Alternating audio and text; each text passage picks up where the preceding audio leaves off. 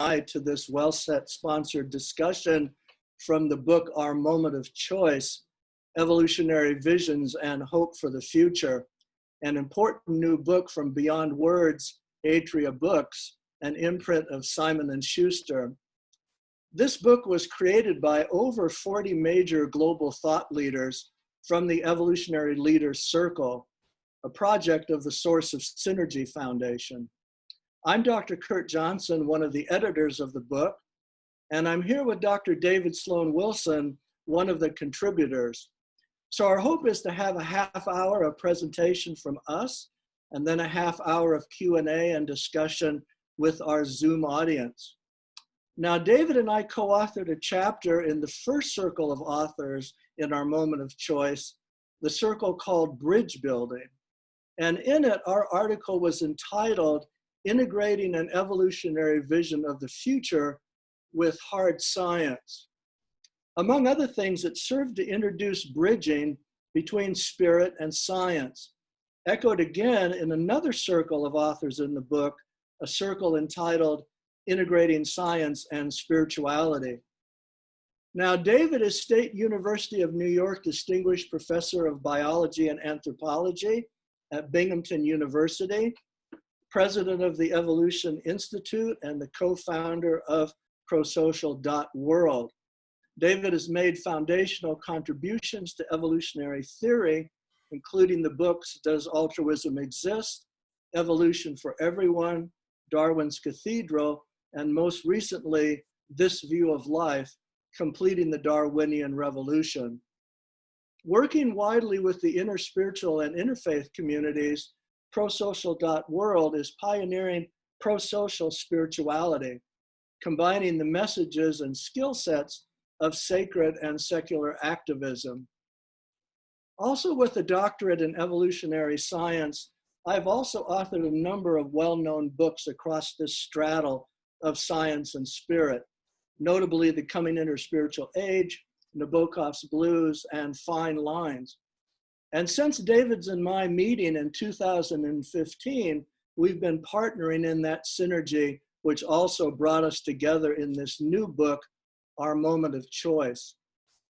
Now, David, our chapter in the book develops from the dialogues precisely on these topics that you were invited to have with His Holiness the Dalai Lama late last year at his home in Dharamshala, India, which I was also fortunate to join you there for.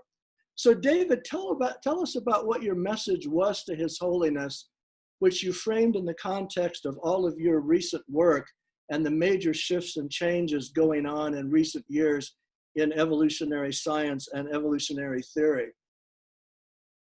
Well, sure, Kurt, and thanks to everyone, Rosa and everyone else for dropping in. And there's a number of ways to begin here, but I think the way I'd like to begin, just before I get to my conversation with His Holiness, is that if you look at the evolutionary leaders, the contributors to our book, then what you find is, of course, they've taken the name evolutionary leaders. They think of spirituality as an evolutionary journey, something that can be consciously steered, you might say, all in the direction of some kind of global welfare, which is often envisioned as Gaia, goddess of the earth. Evolution is often envisioned as the omega point based on Pierre Tilde de Chardin. So that is how evolution is viewed by these spiritual seekers. But if you go to the hard science of evolution, which is my training and also your training, you find something very, very different. And when I began my conversation with His Holiness, I said, when I entered the field in the 1970s, evolution was only genetic evolution, had nothing to say about cultural evolution or personal evolution. Everything that evolved was said to be selfish. Altruism, true altruism, was said to be an impossibility. And it was absolutely taboo to think of evolution as having any kind of conscious component at all. And so there was just like no ground for Buddhist thought or anything associated with the evolutionary leaders. But I continued.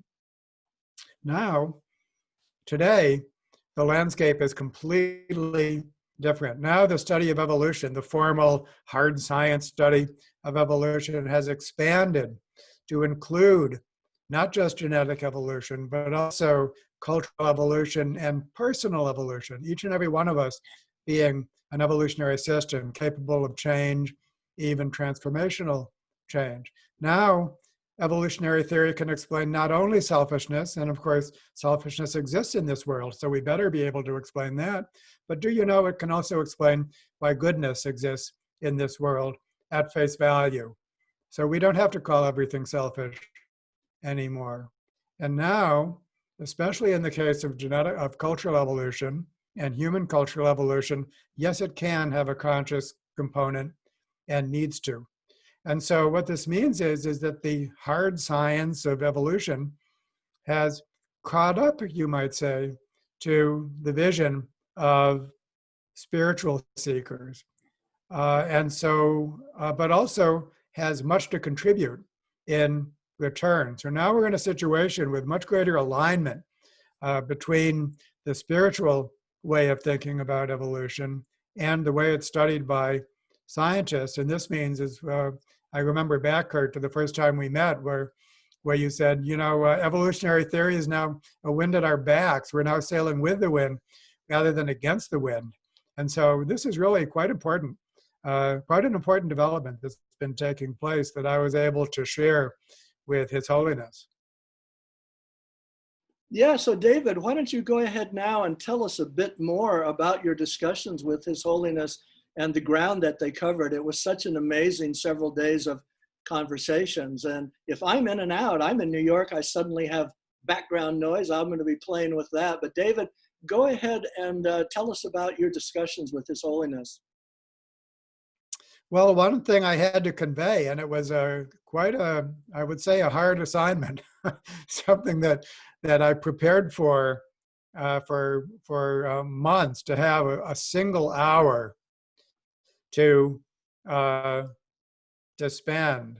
And this was organized by the Mind and Life Institute, which has organized scientific events with His Holiness for many, many years, typically conferences, not one-on-one conversations. And even though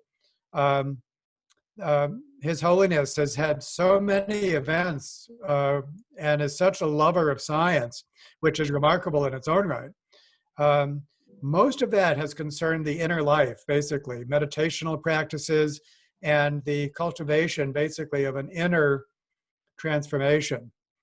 And I think Buddhism, as it's spread to the West, is also very much a private psychological experience, cultivating our inner life. And of course, to the extent that it makes us compassionate, then it also influences how we behave with others. It's not as if that's left out, but it is the case that has kind of left to the individual person, now compassionately motivated, in order to put that into action. And one of the points that I stressed with His Holiness is that's not good enough. And that if we really want to have an outer transformation, in other words, to transform our societies at all scales, starting with the small scale of all of the groups that we work in, each and every one of us, all of the listeners are involved in groups, many groups.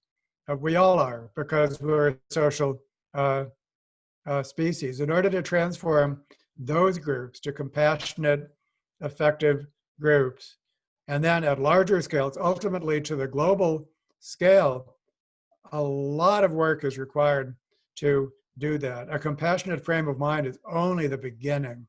So that was one of the major points that I made with His Holiness. And then another major point, as you know, Kurt, is this theory called multi-level selection, which shows you that even when you're compassionate at a small scale of a group, of a single group, then that's not good enough, because altruism has a way of permuting to selfishness higher up the scale. So let's take self-care.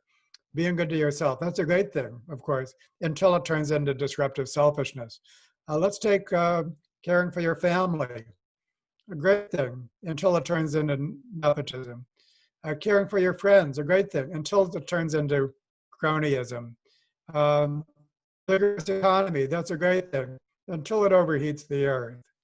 And so this is why we have to, when we plan our actions, we have to actually plan for the global good in mind. We have to ask, is what we're doing causing harm somewhere else? And then we have to, of course, guard against that. So it begins with a whole earth ethic. And isn't that interesting? Because that's what the Dalai Lama is driving towards himself, including his book, Beyond Religion, towards an ethics for the whole world. So there's another convergence for you between myself as a scientist and His Holiness as a great spiritual thinker. Yeah, no, absolutely. And of course, one of the reasons that we were called over there was to explain to him the shifts that have been going on in science that are aligning with the millennial message of the wisdom traditions, because the new views in evolution, which you just mentioned, from group selection and multi-level selection, explain how groups make decisions. And when groups make decisions, they make it in this direction of serving the whole and the altruistic better behavior for the whole, and not just the selfish gene or the in-group selection for selfishness. And that's caused a major revolution, not only in thinking that evolution is progressing in that positive direction, but also realizing that once we have a sentient, intelligent species on a planet, then we can actually, as you've said, get in the driver's seat for cultural evolution. And it's actually conscious choice that's going to be the major driver for cultural evolution. Biological evolution takes reproduction for passing on its patterns, but in cultural evolution, it's really a matter of what idea sells the best, which is most motivating, what's the message that's driving where a culture is going. So comment a little bit on that, because I know the Dalai Lama, one of his biggest concerns was his posturing in the world and how he gets his message out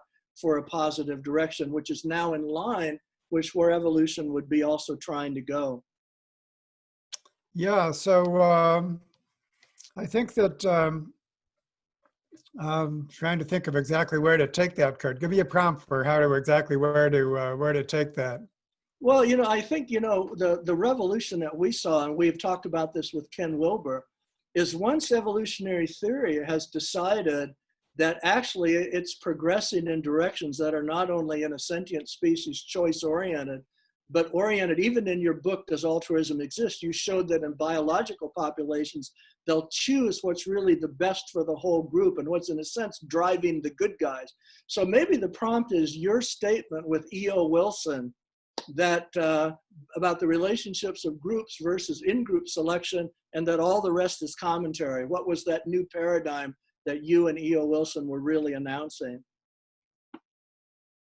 Right. Well, the way we ended, E.O. Wilson, as many of you our listeners will know, is the great Harvard biologist. And we wrote an article together called Rethinking, the Theoretical Foundation of Sociobiology, which ended with the phrase, selfishness beats altruism within groups, altruistic groups beat selfish groups, everything else is commentary.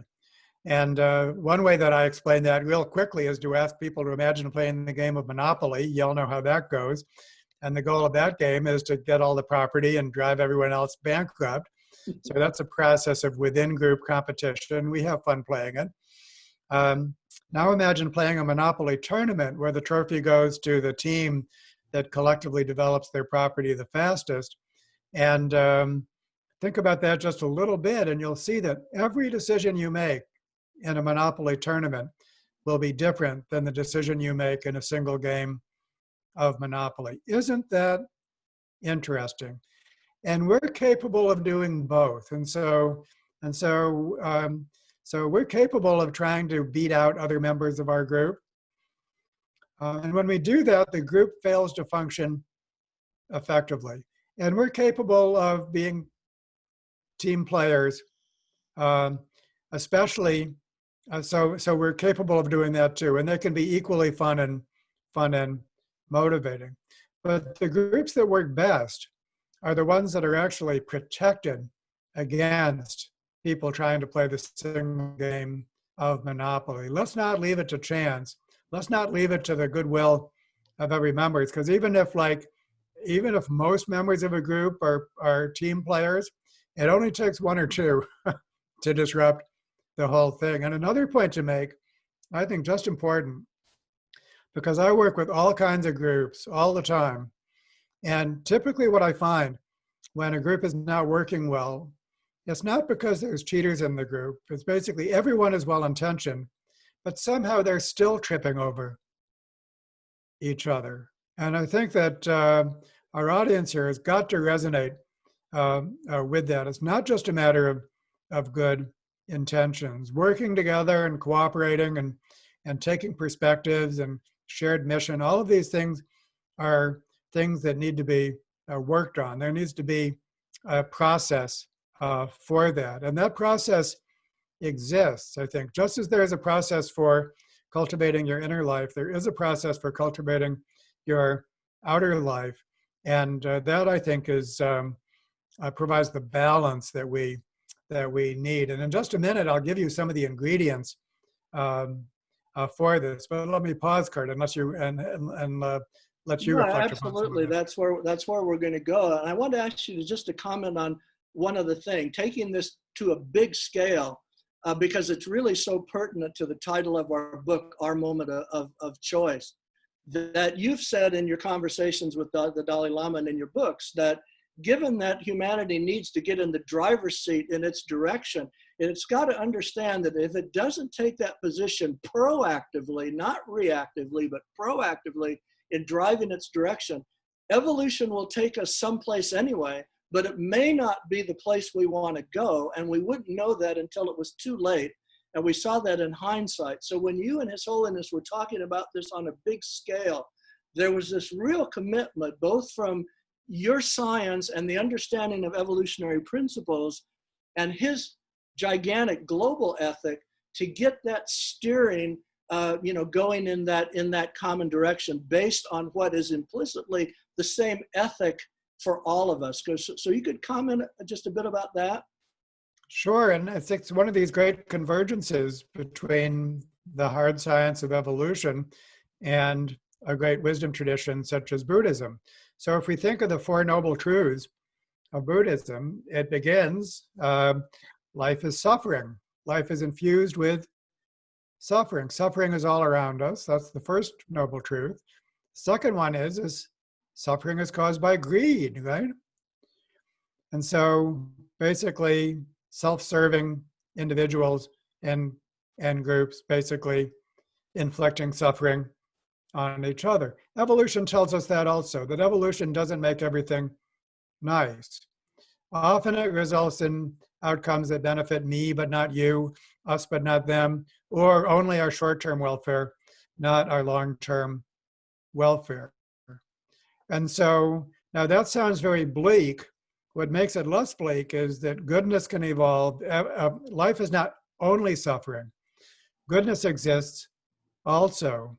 And what evolution tells us is that goodness exists only when special conditions are met, only when special conditions are met. And when they're not met, that's when evolution becomes part of the problem, not part of the solution. And you could look at all of the social pathologies surrounding us today, and you can see them as actually adaptive from a cultural evolutionary perspective. Why do we have such things as the arms industry, the tobacco industry, the negative effects of big pharma, extreme inequality? All of these are being driven by evolutionary forces that are resulting in those outcomes. It's not a matter of good or bad people. You could just take a new population of people and put them in then, and those cultural evolutionary forces would cause them to do the very same thing. And so that's why the process of evolution must be conscious, unless we actually, and it must be smart.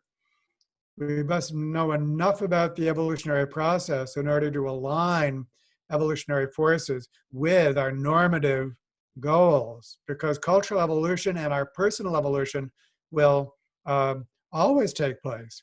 And if they're not managed, then it becomes the problem, not the solution. We could talk about this at the individual level with psychotherapy, basically.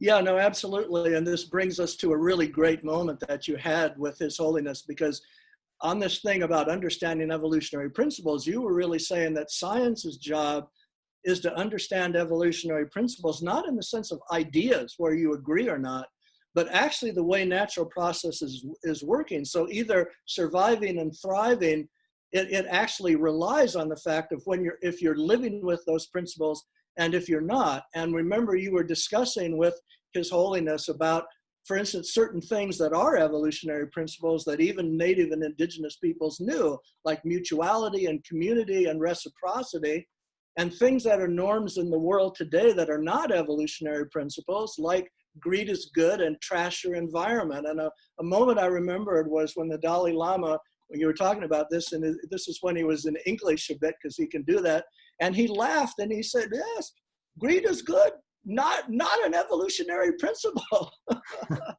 And so that brings it down to real brass tacks, that either we get in line with the way that nature's really working, or that's when we're not going to be able to help determine the outcome. And a lot of the data sets that you presented from biological systems showed that those directions not only happen in conscious choice in a sentient being, but they actually happen within biological populations. So David, before we go ahead here with Q&A, I want you to talk also about prosocial.world, because everyone, what David now has been developing with a grant from the Templeton Religious Trust is a blend of the understanding of this from the great wisdom traditions and the understanding of it now from current science and what we might call sacred activism and secular activism, and driving these forward together in a common goal, which you call pro-social or a pro-social world. So tell us about that program, and particularly the elements, particularly from Nobel Prize winner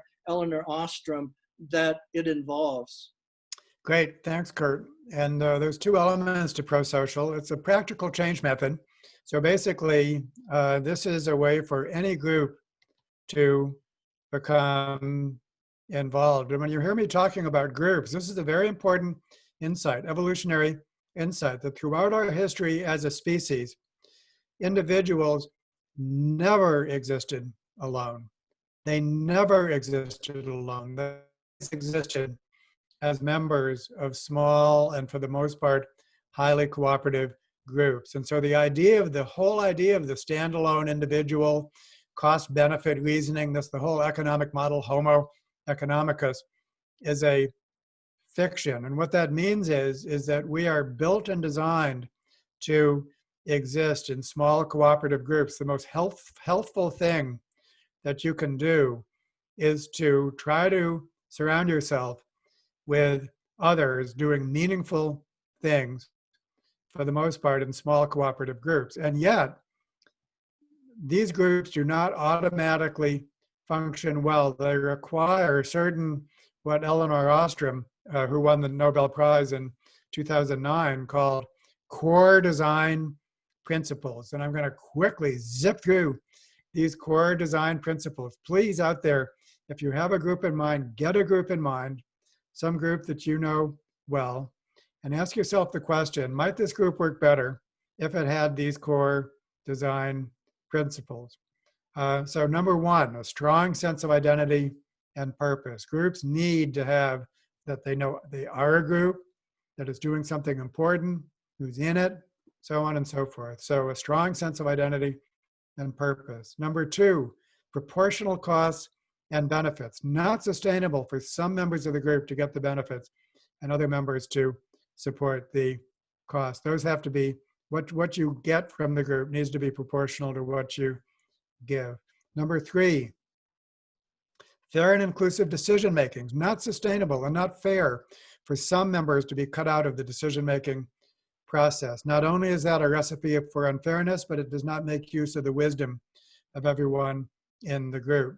Number four, monitoring of agreed upon behaviors. If we don't know whether we're doing what we agreed upon, then all bets are off. Number 5, graduated sanctions. If we're not doing what's agreed upon, something must be done about it, but it need not begin in a harsh way. A friendly reminder is enough to keep most people in solid citizen mode, and yet it must be possible to escalate when necessary.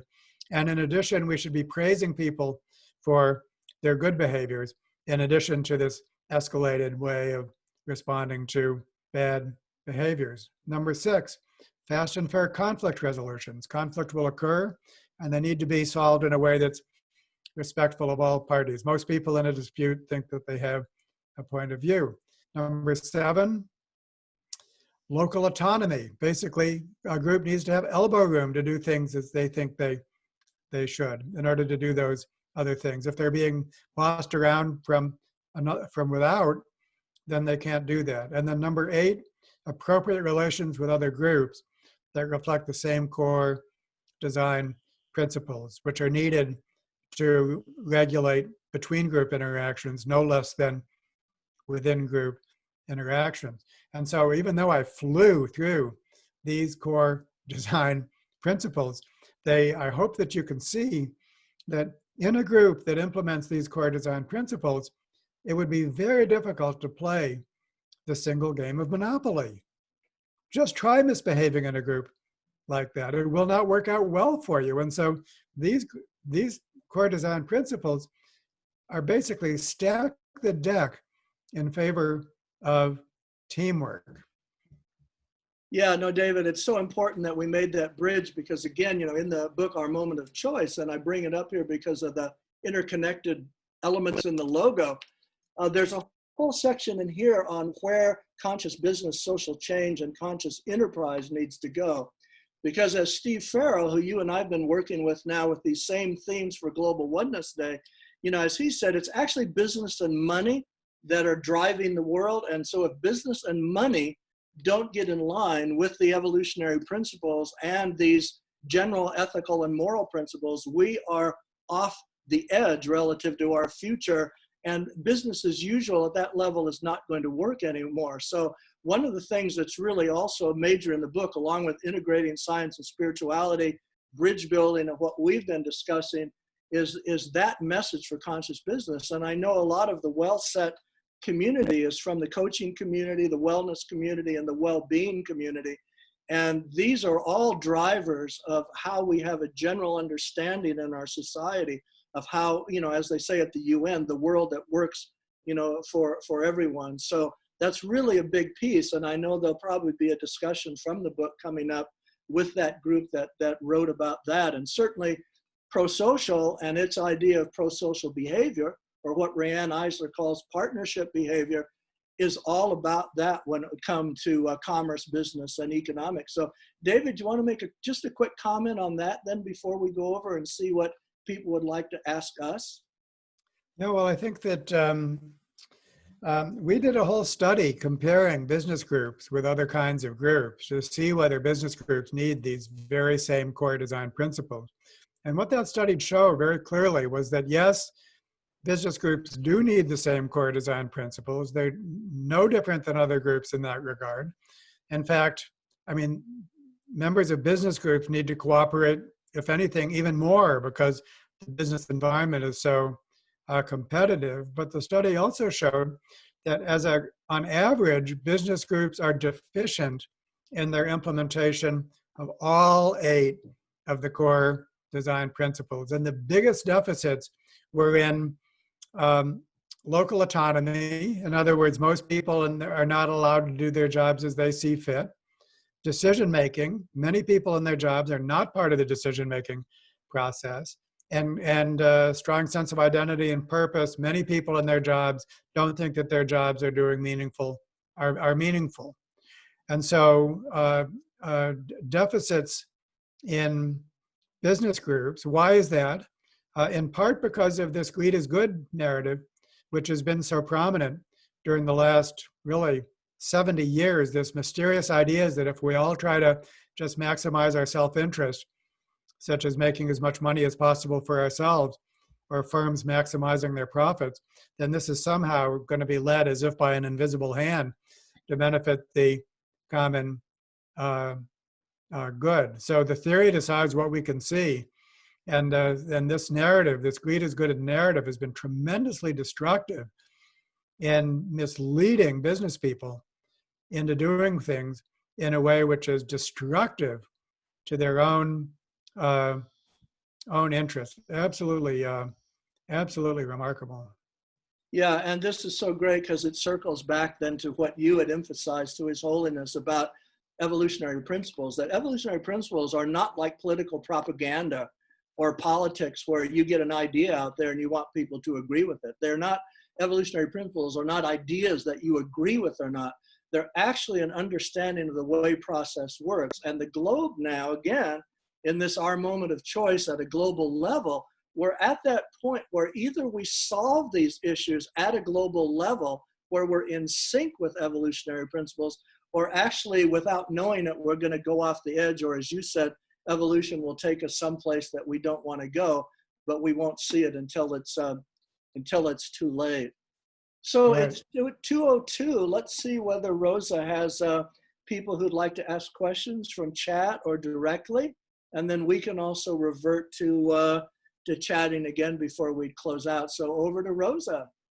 Thank you so much, Kurt. I just want to thank you both for sharing about your work and sharing some of your research with us. This is so valuable.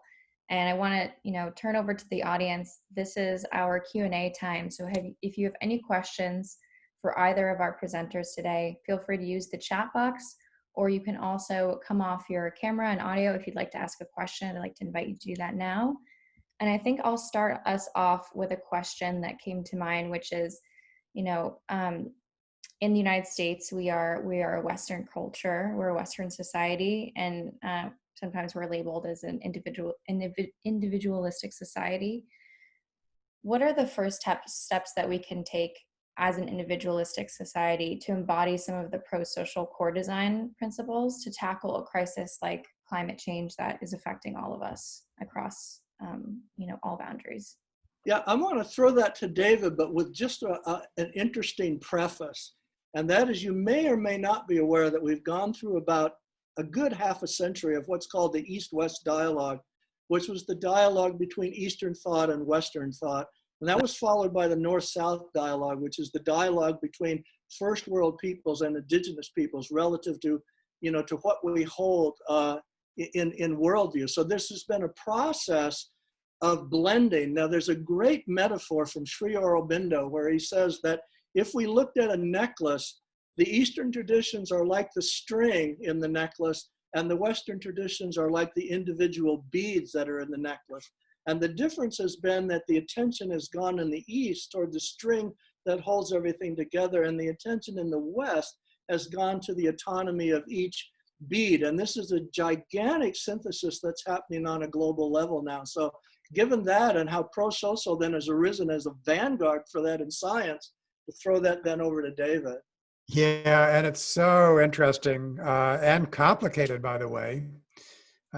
So let me take a few minutes at this. It's a great question. And there's an acronym that some of you might have heard of. WEIRD is the acronym, W-E-I-R-D. What it stands for is white, educated, industrial, rich, and democratic. So some societies are weird, and not all, some. And because these are the European-derived societies, 98% of the scientific research, including psychology, has been taking place in weird societies on weird people and confused for human nature.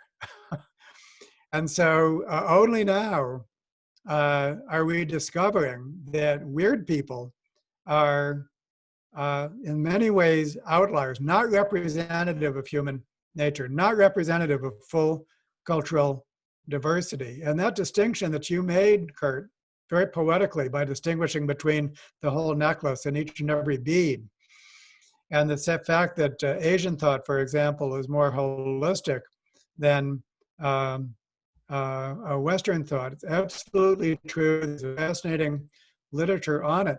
But when it comes to cooperation, once again, It's complicated. What often you find in many societies, including Asian societies, is that there, for a long, long period of time, they have led to cooperative units, which, for example, are family-based, familial-based. And the individual does not perceive themselves as an individual. They see themselves as a part of a clan or a family. So on the other hand, those cultures are often incapable of cooperating in other ways, especially with strangers.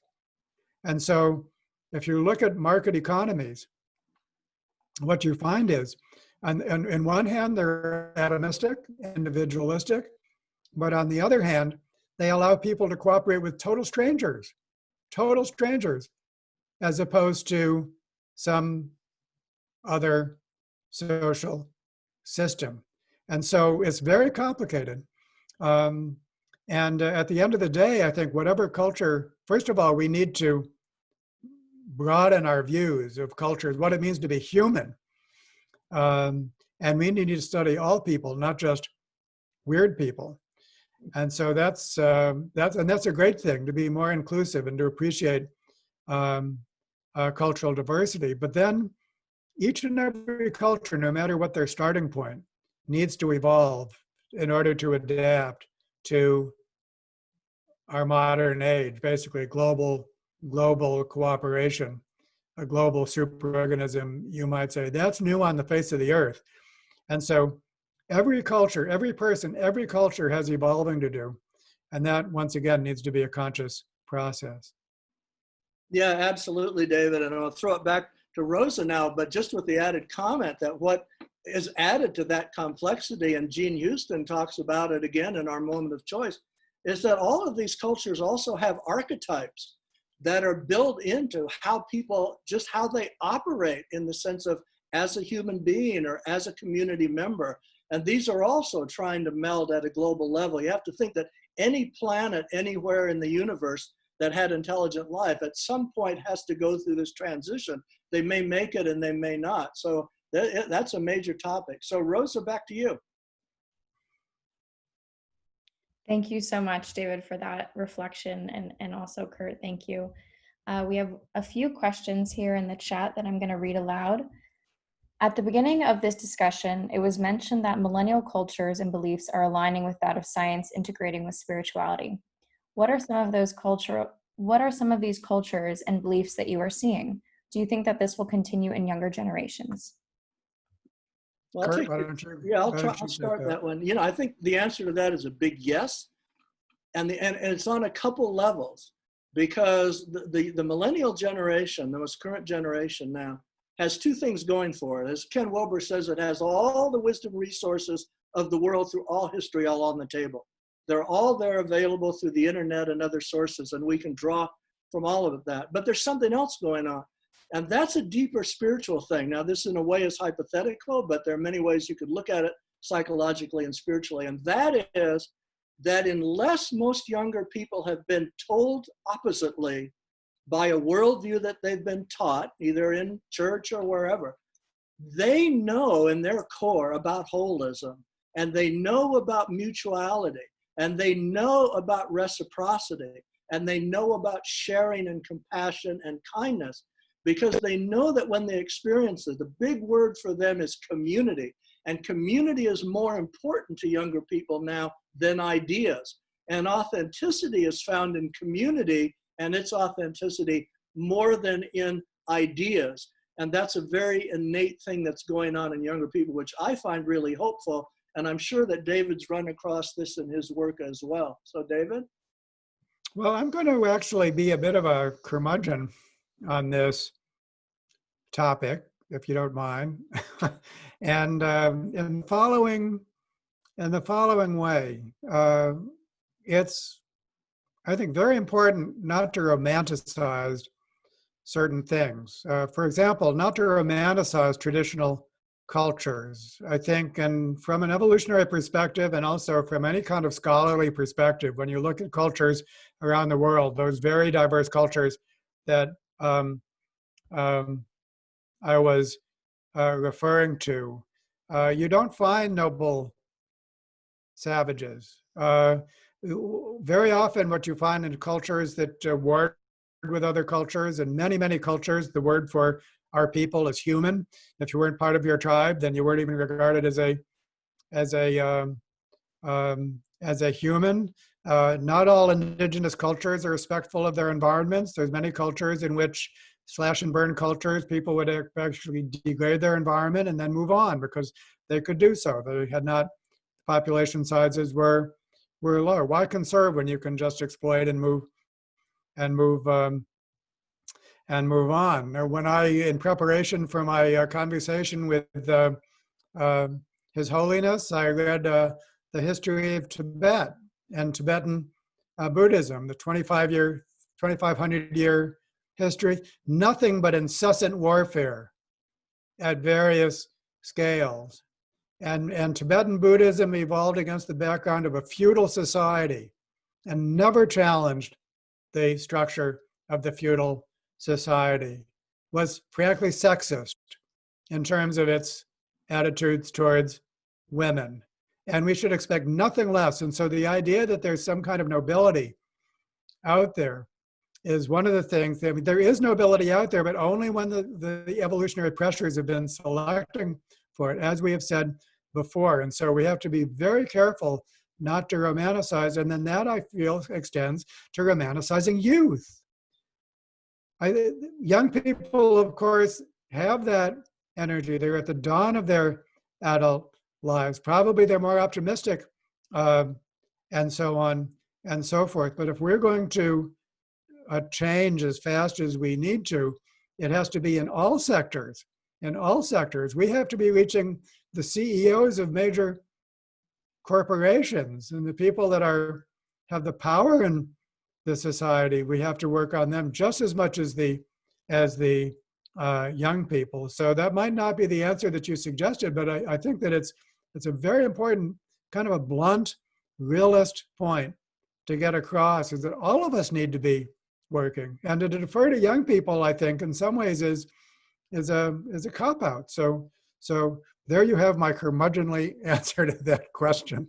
Yeah, and my comeback with that would just say, yes, but there's a difference between the landscape of the realities, which you've really laid out there, and also the journey that most people go through, hopefully, as they go through maturing. And I'm thinking, I'll say this very briefly for the interest of time, but a book written by one of my young friends who graduated from Yale, Vietnamese American, and he wrote a book that won a Nautilus Award called The Art of Community. It was his first book. And this was really a story of, again, a young millennial asking what his deepest values are and where he might find them. Where was community? Where was authenticity? So yes, he was not only surrounded by the darker angels around him, which you mentioned, and of course they're always there, and the darker angels in himself, but he was aware of the journey that was propelling him in a, let's say, altruistic direction for himself and for others. And he was listening to those who were helping him find that. And so I think instead of overgeneralizing, let's say, romanticizing younger people, we just have to ask about what it's like to be on the journey. And I'll say again, for instance, I did a program yesterday with 8 young women business leaders, and all of them talked about gigantic sea changes in their personal life relative to their own sense of values, fairness, fair play, to use your term, teamwork, and how that had propelled where they ended up going in conscious business. So Rosa, I think we have more. Back to you. Thanks so much, Kurt, and thank you both for your responses. I just want to touch base with the audience. I think we might be feeling a little shy today. I want to invite you again, if you'd like to share or ask any questions, share any comments about what we've discussed so far. You're welcome to use the chat box, and you're also welcome to come off your video and audio and say something as well to our speakers. And Kurt, I think this might be a good time to touch on some of those other talking points that you brought today. And then if any questions come through, I can interject and read those to you both.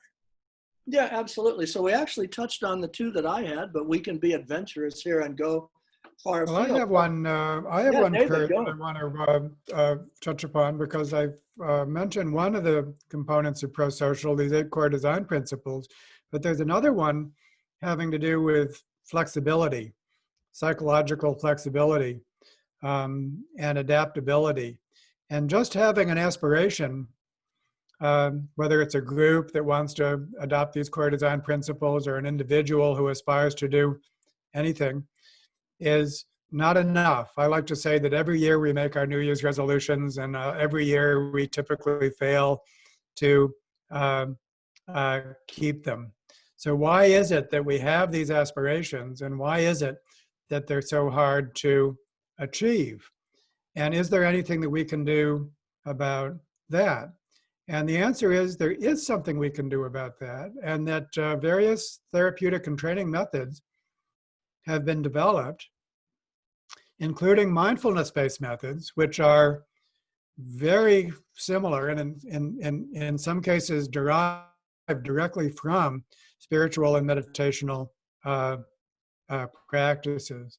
And so one of the exciting things that's happening is that we're increasingly looking at these therapeutic and training methods, and we're seeing them as a managed form of personal evolution. And I wonder, I think I can do it in the time allotted, is to just zip through one of these exercises. And because I think this particular audience is probably quite familiar with mindfulness-based exercises, it might already be familiar to them. And what's new is to think of this as a form of managed personal evolution. And so what I'm thinking of this, what I'm going to be describing very briefly now, is called acceptance and commitment therapy, or acceptance and commitment training. It's ACT, pronounced as one word. Stephen C. Hayes is the founder of this, and we work directly with Steve. He's a very close colleague, adapting this to pro-social. But very, very quickly, let me ask you to imagine, think of that group, basically, some group that's important to your life, and ask yourself the question, what are the values that this group represents? Why is it an important group to you?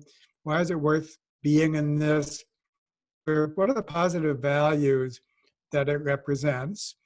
And so get that firmly in your mind.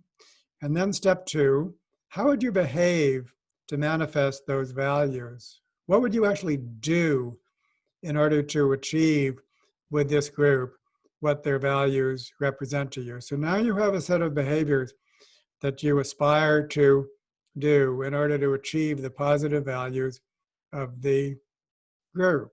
Step 3, isn't it interesting that despite the fact that this group is important to us, other things show up in our minds which actually take us away from the valued direction of the group? Why is that? In a relationship, for example, you're with a loved one, and yet at the same time you might be jealous. You might get angry at them. There are all sorts of things that are actually detracting from the relationship that you might want from that person. And then how do these mental obstacles manifest as behaviors that take you away from your valued goals? Okay? So there's like 4 quadrants: your positive values, the behaviors that manifest those, the obstacles to those values, and then how they manifest as counterproductive behaviors. Get all of that in your mind and then see the world through that lens. And then that actually is very helpful in helping you work around the obstacles in order to reach your managed goals. What you're doing here is you're actually steering your own personal cultural evolution to your valued goals, and you're avoiding the things that are showing up on the negative side of that space. And so this is a form of an exercise which we could think of as choosing the target of selection. Evolution is a variation in selection process. Choosing the target of selection, expanding your behavioral repertoire to include the things that can take you towards that goal, and then reinforcing those behaviors. And it has proven efficacy. So this is the other part of pro-social. Not only do we teach the core design principles, but we also teach flexibility so that individuals and groups can achieve their valued goals. Yeah, absolutely. And see, what you're talking about there is exactly what I was mentioning, the journey. And you can do the journey even better with a plan. How many of you have been somewhere with a map or without a map? And it's two different worlds. So yeah, absolutely. If we're talking about how we steer toward altruistic behavior and what works. Another thing I was going to mention that's very interesting from, again, our moment of choice, before I go back to Rosa's, I would say every chapter in this book has authors reflecting about the tipping points in their own life and journey and what shaped them to come to why they stand for now, what they stand for. And the other thing I want to mention, because it may trip some wires with the audience and particularly with younger people, is the importance of the arts. We cannot talk about the future of global transformation without understanding the role of the arts. And so music, poetry, theater, film, all of this that motivates the grand panoramic parts of who we are emotionally and otherwise. This is so important. So Rosa, back to you. Thank you so much, Kurt. That's actually a wonderful segue into my final question for you both. Is I'd love to ask you, in your own personal and professional lives, what was that tipping point for both of you that led you to incorporate, thinking about our collective choice, our collective conscious, and shifting your careers to really focus on that and inspire others? Yeah, Kurt, you go first. Yeah, so I'll be really honest here. I think the big one for me happened late teens, early 20s. I was playing professional rock out on the circuit with really well-known bands. It's hard to believe. You can still find pictures of me on the internet from that era with the long hair and the mustache and all of that.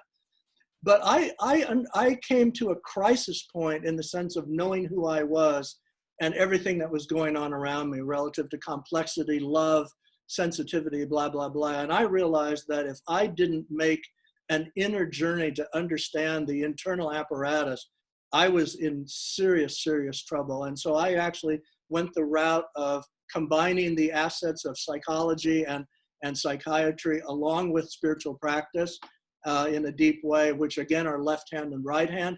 And that really then showed me that it's that internal compass that really guides us in the way that, as David said, we can really be in the steering wheel for ourselves.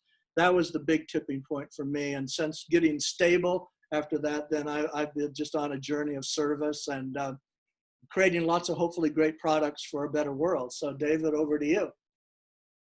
Yeah, well, my transformation, I think, was in the first place, for me, everything was academic. I was a professor. I was very interested in altruism and cooperation, but always, inside the ivory tower.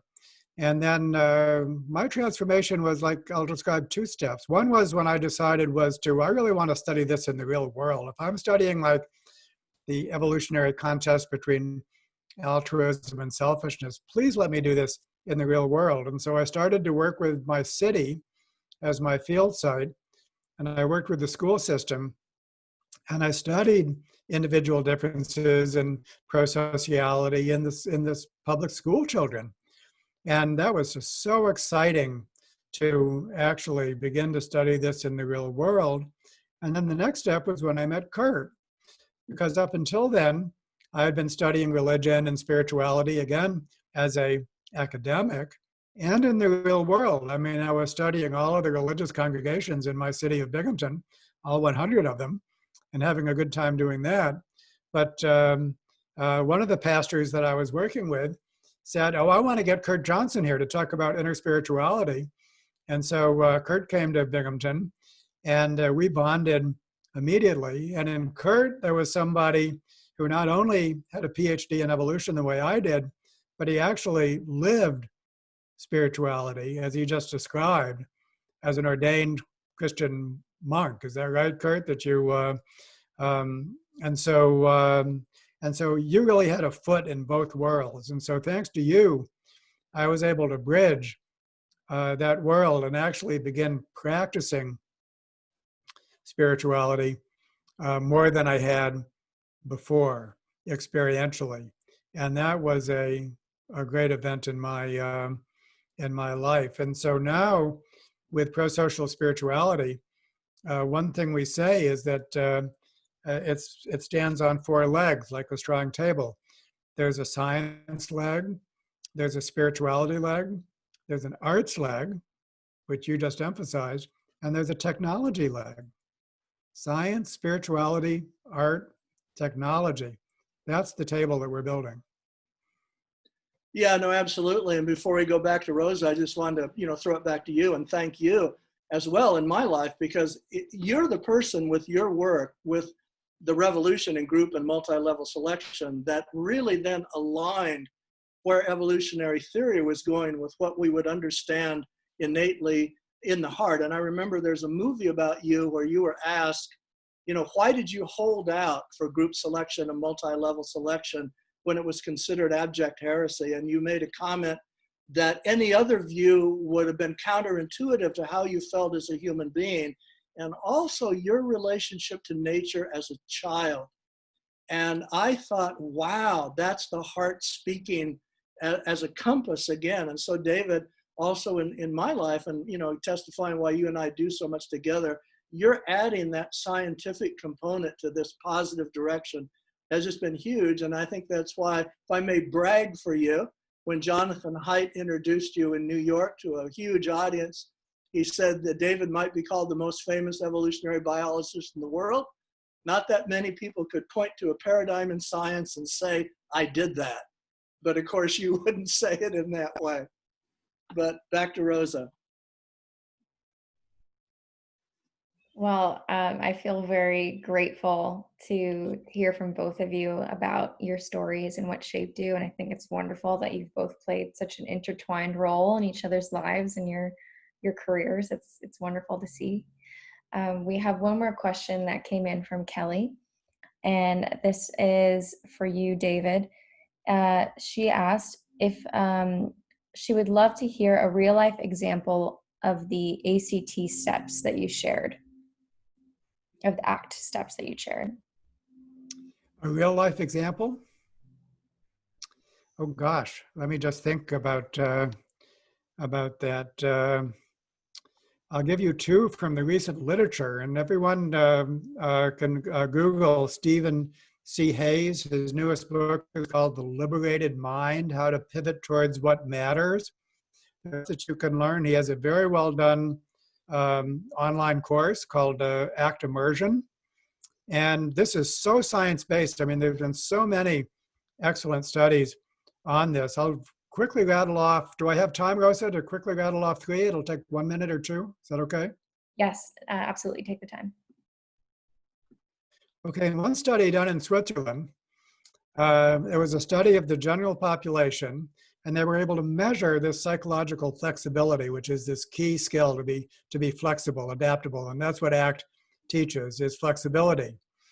And so what they showed was that no matter how flexible you are, you still have adverse experiences in your life. You still have stress and hardships.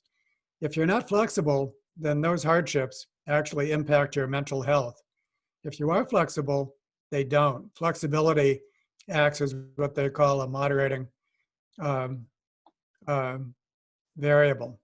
And so this is a skill that varies just in all of us.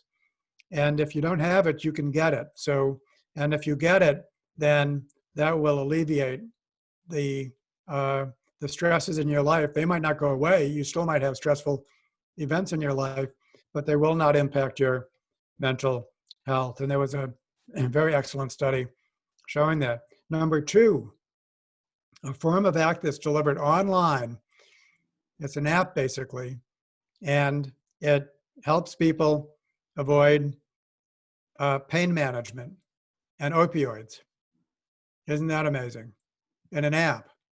And so a lot of this is proving itself online, and some pain management is another one. The third one, which I love, anyone of my age love, this will go for you, Kurt. Did you know that there's, age stereotypes, of course, there's stereotypes for everything, including old age, but people buy into stereotypes. So you know, and that even goes, the stereotype is that old people are mentally impaired, they have cognitive deficits, and because that's the stereotype, if you trigger it in an old person, they actually will do worse on a cognitive test. It comes true. And act, a little bit of act training can prevent that, prevent us from slipping into these stereotypes. So this is so very important. There's, I guess, my ending thought is that there is so much room for improvement as individuals and as societies at all scale once you look at the world the right way. That's what we're trying to do. That's my final thought. Yeah, great, David. I have just a quick answer for that as well. You know, that sometimes when I get bummed out that the transformative community is not doing enough or can't do enough, a friend of mine said, and this answers this question of these steps, said every morning say to yourself about everyone you work with, they all mean well, they're all trying to help the world, they all have their stuff, just like me, just take it in stride. And it's another example of your method. Yep, there you go. Well, I want to, Kelly just responded. She said, thank you both for these helpful insights and resources. And I'm just going to follow up on Kelly's point. I want to say thank you from the WellSet team and from me for your time and your effort today, and telling us a little bit about your research, providing some of your thoughts on the global shifts that need to happen, and helping us walk through some of the steps that we can take to inspire our own groups to then inspire the collective. So thank you both so much.